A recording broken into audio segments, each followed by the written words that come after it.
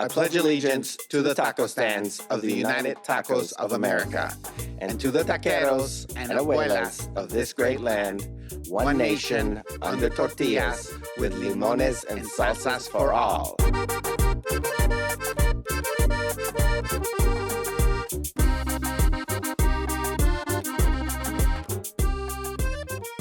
I'm Mando Rayo. And I'm Jarod Neece. And we're still taco journalists. Exploring tacos and taco culture throughout the United States. And this year, we're doing it virtually. Oh, I think there's some ants. I think we might have an ant problem here. Man, you're bugging out. So today, we're going to talk about entomophagy. Entomophagy, the practice of eating insects. That word That's is what right. we're going to do. We are actually going to talk to my friend Alejandro Escalante. Mr. Tacopedia. Mr. Tacopedia himself, La Tacopedia, and he actually has also written a book about this very subject, about eating bugs. Cool. We're also talking to Mr. Robert Nathan Allen, founder and director of insect education nonprofit Little Herds. And we're going to see if edible insects just might be the way of the future for Mexican-American culture. We'll tell you how to cook them up right and the best spices and seasonings. So stay tuned. That's right, because you don't want to crawl away from this episode. All right, I'm ready to taste some bugs. Yeah, have you ever been like in a convertible going down the road, going down the highway, and then maybe like a bug got in your mouth?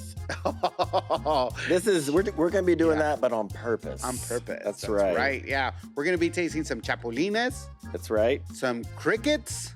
So grasshoppers, crickets, and a protein bar made with crickets. Made with crickets. Hey, Jarod, what's the difference between a grasshopper and a cricket? One is bigger. That's right, one is bigger. Yes. So like the crickets, they hang out at gas stations in the summer. And then specifically. Very specific. And then the grasshoppers are out in the fields, and usually the world's gonna end and there's a whole lot of them. Yeah, it's more of a sign of the apocalypse. So pretty much. That's the big difference. That's where we're at. Also, anyway, grasshoppers are meatier. Meatier. So what are we going to be trying today, Mando? So we're going to be, first up is Mercy Mercado. So they're bringing together Oaxacan style of grasshoppers, chapulines. And they're sourced in the mountainous regions of southern Mexico, Oaxaca to Tlaxcala. And so they have some flavors. They have chipotle, adobo. Here we are. This definitely looks like this looks like a smaller version of chapulín that I think. So this is just the head and the body. Yeah, just the head and the body. So it's just like a little bar snack. If you're if you could go to a bar. Yeah, I mean, I know. I mean, when I've been to Mexico, it's great. Little like snack. Here they may give you peanuts, maybe pretzels. Yeah. If you're in a cantina, they're gonna hook you up with maybe some chapulines. Yeah, because they're going to get your mouth ready for más cerveza. That's right. And it's a salty treat. It's a salty treat. It's a salty treat. Yeah, so I'm excited to try these. Quick picture here. It's like a lot of spice. Yeah, it has this good spice. It's salty. It's crunchy. No, I mean, if you kind of study it, it definitely looks like an insect. Yeah, of course. You see some insect features, obviously. Yeah, I see a couple of eyes. Okay, good. They kind of, they bulge out. Oh, good. Then, yeah, that's great. Maybe the last ends of the legs. All right. That's interesting. Good. And then the next company we have here is Jim and Eat Crickets. Or Jiminy Crickets. Jiminy Crickets. That sounds fun. Health-focused Iowa startup founded by former athlete and banker Shelby Smith. What we have here are Acheta domesticus, common house crickets. These are different than Mexican chapulines. Because they're from Idaho. That's right. They're crickets. Okay. Wow, that's good. That's tasty. It's super tasty. It has maybe a little bit more depth to the flavor than the grasshopper. This one definitely does. Yeah. Mm-hmm. So I got dill pickle, which is, I'm down with pickle seasoning things, and this is tasty. I mean, I would, if I was at a bar, I would totally eat this as like a snack. So I got the Fiesta seasoning, Okay. of course. And what is that? Is it a party in your mouth? It's definitely a party in my mouth. Okay. Party of crickets in my mouth. Hints of the salt and the garlic, and maybe like some kind of cayenne pepper. Kind of reminds me of corn nuts. Yeah. Hey, it's a party. Yeah, I like it. Next up, Mando, is EXO, EXO, consumer brand of Aspire Food Groups. That's right. They've been growing crickets right here in Austin since 2014. Oh. They have the largest food cricket farm in the United States, right here in Austin, Texas. So yeah, they're nutrient-dense food bars designed by a 3-star Michelin chef. Okay. If you're gonna be bulking up with some protein, might as well try some crickets. Might as well,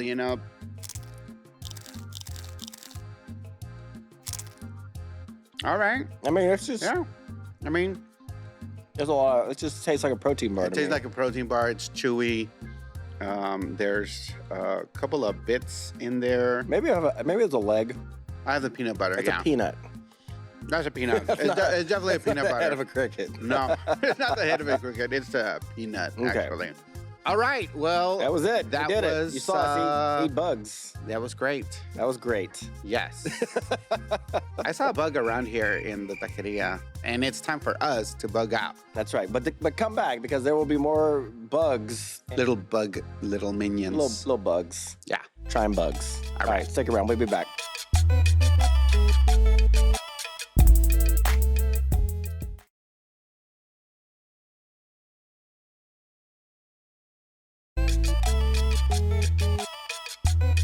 All right, let's get to the real meat of this episode. We're going to have Mr. Robert Nathan Allen, RNA. He's a founder and director of insect education nonprofit Little Herds. And we're also going to talk to Alejandro Escalante. He's the researcher and author of the Taco Bible, La Tacopedia. Alejandro, you want to get started? Well, as you said, I'm the author and the writer on the book La Tacopedia. And it's a book on tacos, the history of corn, the history of tortillas, and all the different tacos. And I've been doing journalism on food for over 20 years. And I have this restaurant here in downtown Coyoacán, it's a neighborhood in Mexico City, which you are all invited whenever you come. I La know, Casa de ahí los voy, en Tacos. un avión, ahí voy. And Robert, can you give us a little introduction about yourself? My background, I wasn't a farmer or a scientist or a chef. I was a bartender. And in 2012, I became interested in the idea of eating insects. My mom sent me a video as a joke about eating bugs and was like, this looks like something wacky you would try. And I was like, oh, that's really interesting. And I kind of fell down the rabbit hole. Alejandro, we'll start with you. Tell us about the role that insects play in Mexico's culinary history and tradition. First of all, we have to say that there are more than 500 different species that are eaten. It's been like kind of forgotten. The old inhabitants of these regions used to feed on insects as a source of protein, no? Mm-hmm. When the Europeans came, they tried to, they saw it as something which was from the savages, no? Sure. And so the insects became the food of the most forgotten tribes or Indians or people or cultures. Mm-hmm. In a way, they still are.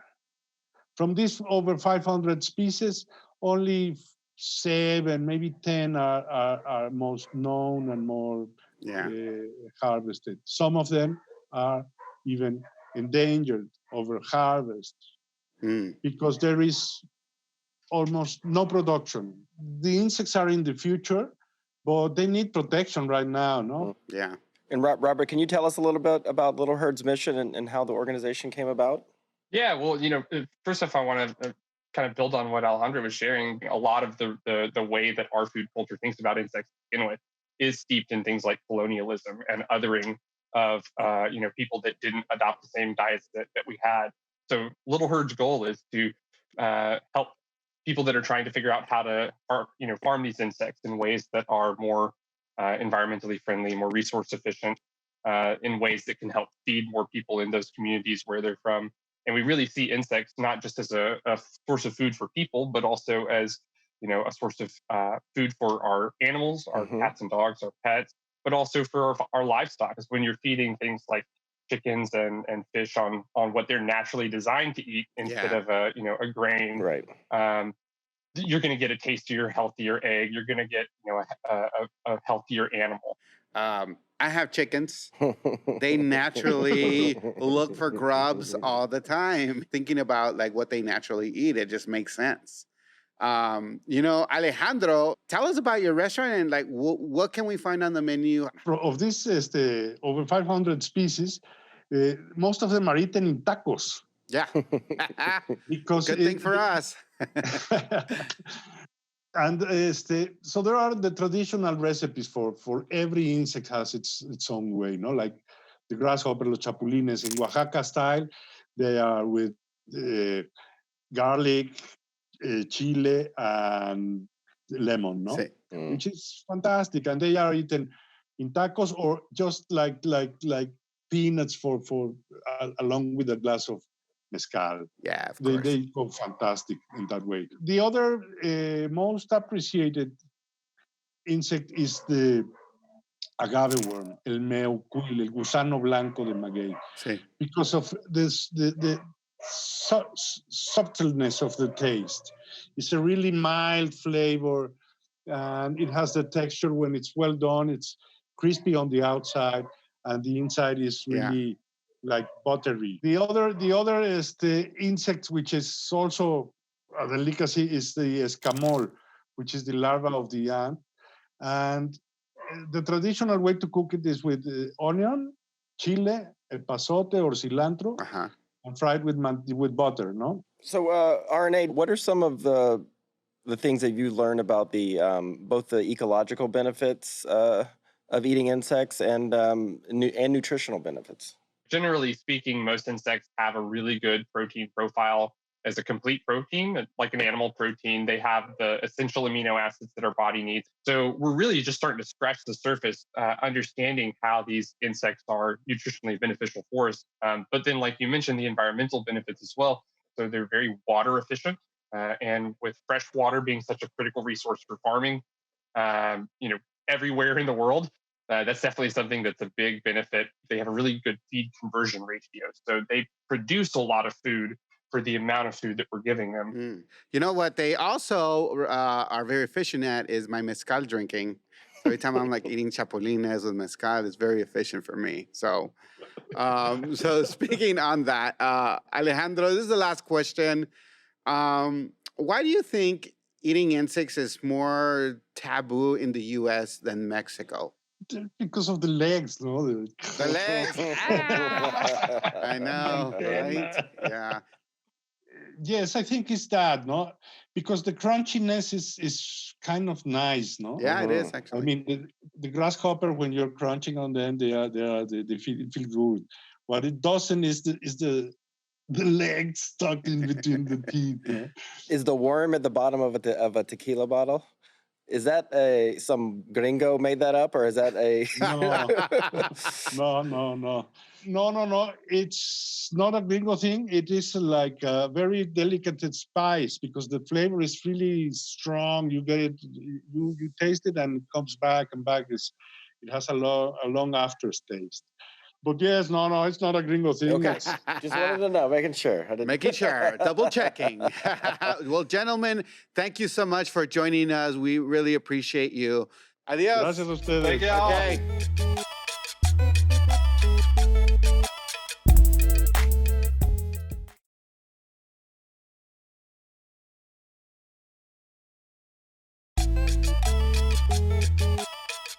I'm Mando Rayo. And I'm Jarod Neece. And we're here with Rick Lopez, who's has a special treat for us today. They're special. Yeah, they're not gonna jump out? No, they're not that special. Yeah, so I'm Rick Lopez. I'm the chef at La Condesa here in Austin, Texas, and I've been there for a long time, almost 9 years now. So tell us what you got cooking up for us today. Yeah, so I got these chapulines from actually some really good friends of mine now, called Merci Mercado. But yeah, I got these today. It's actually one of these really cool things we do in the restaurant. It's, I guess pre-COVID, it was an off-the-menu item. But yeah, it's just one of those things that, you know, I think 7 years ago was the first time I went to Mexico City. And the first meal we had was chapulines on a tostada. And I was like, I'm into it. And then it was a part of the menu at La Condesa for a little bit. And then it went away. And then I brought it back into taco form. And not a lot of people hate tacos, period. Yeah. So it they made people don't. happy, you know? And that's all we're trying to do, just make people happy. So And broaden people's palates too, and like educate them, and you know, it's a different thing that you would see on a typical. Yeah, just eat it, man. The worst thing that happens, you eat another one, then you start drinking mezcal. Hey, You know? that is Worse things have happened. Worst Worst things things have have happened. But yeah, should we cook some right now? Let's do it. Yeah. Okay. I mean, we're just observing. Yeah. The royal we. So we got, yeah. Garlic. You hear the little noise right there. Yeah. When you think about Mexican food, you think about burning and charring and tatemalos and things of that nature. Yeah. So Oh, the that looks bugs are great. in. We got lime juice, which is also acidic, but then like when you cook it down, it concentrates, it's gonna get a Yeah. little sweetness to it also. Nice. So that's kind of like our little sauce that we got going on. Okay. Cool. Wow, it At this smells point, amazing. a little bit of salt. Nice. I'll kill the heat because it's gonna Hey, carry let's do this over. for the camera. Do that thing right for that little camera right there. Can you see me? Yeah, there you go. I think you got Siri, it. can you All see me? right. Perfect. And then here's Beautiful. the herbs. Here's the finish, and we go heavy. Okay. Heavy. And then I have some tortillas that I hit up earlier.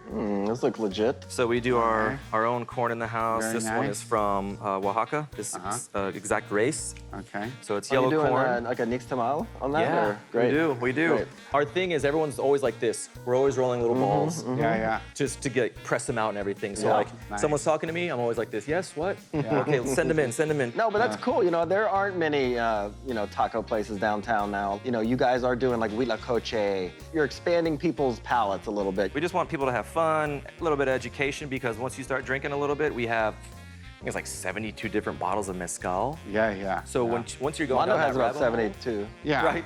You went up me on that one. But it's cool, man. It's cool. You're learning. You're having a good time. I think we're 11 years old now, going on 12 years old. So we still got to stay fresh. Well, this smells amazing. Speaking of fresh, I want my fresh taco, man. There we go. Thank The you. salsa is tomatillo crudo. Bugs are still gonna kind of peek through with all that like crispy exoskeleton going on. And then the guac for you is just Like gonna a be good nice and fatty. exoskeleton. Yeah. Cheers. Ah, yeah. Cheers, gentlemen. Salud. Mm. I mean, the Nix tamal tortilla with the, it has that earthy flavor that we talk about. Yeah. It's just so many levels of flavor going on Yeah, there. I mean, the garlic Yeah. kind of comes through, but even like, for maybe some people that haven't tried it, you could definitely taste the different textures of the chapulín. For sure. Because it's crispy, then it's soft, but it's delicious. Yeah, and then with the salsa cruda, Yeah. oh, man. Yeah. Because I've normally, like if you go to a place like Oaxacan restaurants like Guelaguetza in LA, which is like, chapulines are like a big part of their thing, but it's usually just, here they are on the side and you eat them like a snack. It's not your main course. Right, Yeah. exactly. Yeah, when I wanted to highlight it again through the restaurant, we wanted to treat it as the main attraction. It is a protein. You know, Yeah. it can take the place of if you're not eating beef, chicken, or pork or anything like that, which is why we eat chapulines in the first place, within Right. different parts of Mexico. Show it off as much as we can. Yeah, it all makes sense. For me, it gets kind of like groovy when you get all the herbs together. They're living together. The corn is Oaxacan. The bugs are Yeah. Oaxacan. Well, Rick, thanks so much for sharing your story with us, for sharing your tacos, obviously, with us. And thanks for, broadening our palate a little bit. Yeah, of course, man. It's my pleasure. Thank you for having me. All right, we ate so many bugs, and I'm still not full. It is time for viewer questions. That's right. What do you got? What do you got first for us, question I Jarod? have from @Lord of the Meats. Carne asada on flour or corn? For me, that's pretty easy. That's corn. Corn for carne sounds probably really good. Yes. But I could see people in like maybe South Texas Oh, yeah. doing the whole flour on carne asada. Yeah, totally. All right. For me, it's For me, it's corn. great. All right. What you Here we got? got Chef Ruby. Okay.